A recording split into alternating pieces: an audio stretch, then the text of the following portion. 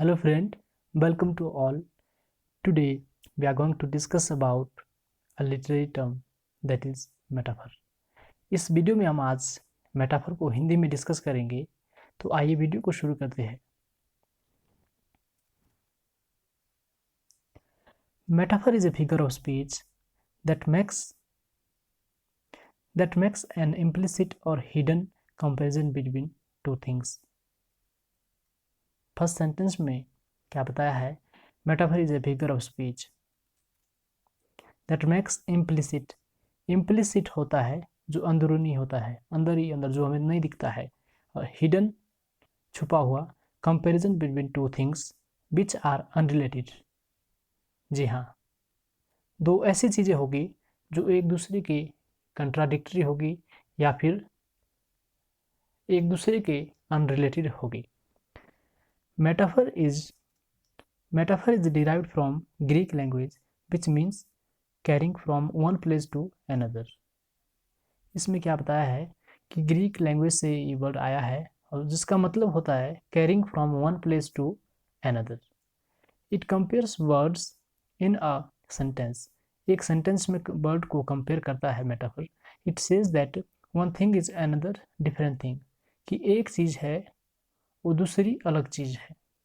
Metaphor is a word or phrase used to describe something in a way that is different from its normal use। जी हाँ, यहाँ पे बात करते हैं normal use की।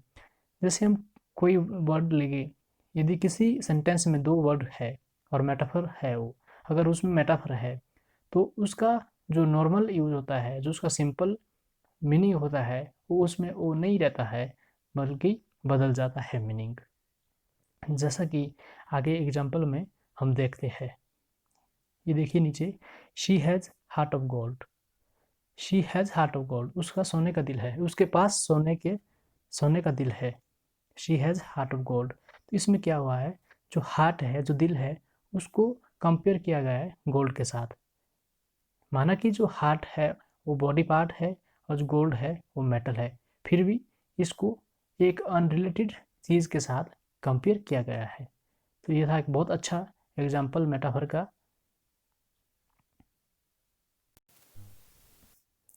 और आगे है in normal use. In order to show that two things have the same quality. इस चीज़ को दिखाने के लिए कि दो चीज़ों में कुछ सेम क्वालिटी है। And to make the description more powerful. और जो सेंटेंस का जो मीनिंग है उसमें रस लाने के लिए मेटाफर यूज किया जाता है। तो ये था मेटाफर का डेफिनेशन, जो मैंने काफ़ी अलग अलग बुक से लिया है और बहुत ही अच्छा मटेरियल है इसमें। और आगे हम बात करते हैं इसके एग्जाम्पल की, जो मैंने पहले भी बताया है। She has a heart of gold, love is a rose. यहाँ पे लव को रोज के साथ कंपेयर किया है। Music is so sweet. यहाँ पे देखिए आप, म्यूजिक बिल्कुल अलग है और स्वीट बिल्कुल अलग है। स्वीट मीठा होता है, म्यूजिक संगीत होता है। लव बिल्कुल अलग है, रोज अलग है। फिर भी एक अनरिलेटेड चीज़ को दूसरी चीज़ के साथ कंपेयर किया गया है। तो ये है मेटाफर का एग्जाम्पल। आगे हम बात करते हैं, एक 20वीं सेंचुरी के क्रिटिक है, वो है आई.ए. रिचर, जिनका पूरा नाम आइवोर आर्मस्ट्रॉन्ग रिचर्ड है। वो क्या बताते हैं, उनकी एक बुक है फिलोसफी ऑफ रेटोरिक, जो 1936 में पब्लिश हुई है। Reports that metaphor is in two parts. कहने का मतलब ये है कि इस बुक में, द फिलोसफी ऑफ रेटोरिक में, वो मेटाफर को दो भागों में डिवाइड करते हैं, डिवाइड इनटू टू पार्ट्स, जिसमें से पहला, first is tenor and second is vehicle. एक टेनर है और दूसरा व्हीकल है। तो आइए रिचर बताते हैं कि अगर हमारे पास एक सेंटेंस है और उसमें मेटाफर का एग्जाम्पल है, तो उसमें जो पहला सब्जेक्ट होगा, जैसे यहाँ पे फर्स्ट सब्जेक्ट है, वो टेनर होगा, और जो सेकंड सब्जेक्ट है वो व्हीकल होगा। क्योंकि जो फर्स्ट सब्जेक्ट है वो कंपेयर किया जाएगा सेकंड सब्जेक्ट के साथ। तो ये था बहुत अच्छा एक एग्जाम्पल जो आई.ए. रिचर ने दिया है। अब हम बात करते हैं आगे टाइप्स की। टाइप्स में हम इम्प्लिसिट मेटाफर की बात करते हैं, मिक्स्ड मेटाफर की बात करते हैं, डेड मेटाफर की बात करते हैं एंड एक्सटेंडेड मेटाफर की बात करते हैं। और कुछ बहुत ही इम्पोर्टेंट एग्जाम्पल है जो कई बार एग्ज़ाम में पूछे जाते हैं, कई बार कंपटीशन में पूछे जाते हैं, वो है कुछ इस तरह। तो सबसे पहला जो मैंने एग्जाम्पल लिया है मेटाफर का वो है oh my love is a red red rose. आपने सुना होगा, बहुत ही फेमस लाइन है, बहुत ही फेमस फ्रेज है, oh my love is red red rose, जो रॉबर्ट बर्न ने लिखी है, एक पोएम वर्स में लिखी है, उसमें ये लाइनें यूज होती है और मेटाफर का बहुत अच्छा एग्जाम्पल है। और नेक्स्ट है all the world's stage and all the men and women merely players. इन लाइनों में शेक्सपियर की जो प्ले है एज यू लाइक इट, उसमें से लिया है, और जैक्स एक कैरेक्टर है, उसकी स्टेटमेंट है।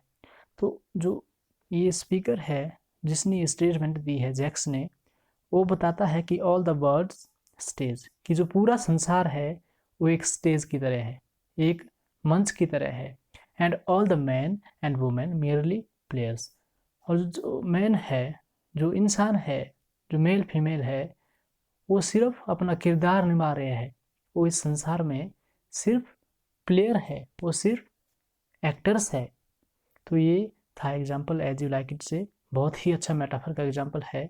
और एक लास्ट एग्जाम्पल है इसका, all animals are equal but some animals are more equal than others. Very outstanding example of metaphor. By George Orwell in Animal Farm. Animal Farm से लिया है, जॉर्ज ऑरवेल ने लिखी है, फिक्शन है, और बहुत ही अच्छा, बहुत ही सुंदर एग्जाम्पल है मेटाफर का। आगे हम बात करते हैं रोमन जैकोब्सन की। रोमन जैकोब्सन बताते हैं metaphor drawing a similarity between two things. दो चीज़ों के बीच सिमिलरिटी को बताते हैं ये, and metonymy drawing a contiguity between two things. हम यहाँ पे बात करते हैं सिमिलरिटी की और कंटिग्यूटी की। मेटाफर सिमिलरिटी को बताता है और मेटोनमी कंटिग्यूटी को। सिमिलरिटी होती है समानता और कंटिग्यूटी होती है नियरनेस। आगे बात करते हैं हम डेविड लॉज की, कि मेटाफर के बारे में डेविड लॉज क्या स्टेटमेंट देते हैं। Metaphor is related to modernism and symbolism. बहुत ही फेमस, बहुत ही खूब। Metaphor is related to modernism and symbolism while metonymy is related to anti-modernism and realism। तो मैंने यहाँ पे कुछ स्ट्रक्चर लिया है शेक्सपियर की, जो मैंने ऊपर स्टेटमेंट बताई थी, वर्ल्ड और स्टेज। तो यहाँ पे जो वर्ल्ड और स्टेज है, यहाँ पे वर्ल्ड को, जो दुनिया को है, स्टेज के साथ कंपेयर किया गया है। हमने बताया था कि दो अलग अलग चीज़ों को कंपेयर किया जाएगा इनडायरेक्टली रूप से। तो वर्ल्ड के यहाँ पे कंपेयर किया गया है स्टेज के साथ, कि जो ये दुनिया है, जो ये दुनिया है वो एक स्टेज है जहाँ पे इंसान मेल फीमेल अपना रोल निभाते हैं, कैरेक्टर की तरह, हीरो की तरह सब अपना किरदार निभाते हैं। तो इसमें दोस्तों मैंने मेटाफर के बारे में काफ़ी डिटेल इन्फॉर्मेशन दी। आप वीडियो को पूरा देख सकते हैं और मेटाफर के बारे में बिल्कुल सही इन्फॉर्मेशन ले सकते हैं। तो आज के वीडियो में इतना ही बहुत, और आगे हम बात करते हैं नेक्स्ट वीडियो में किसी एक नए टॉपिक की। तो थैंक यू, इस वीडियो में फिलहाल इतना, थैंक यू।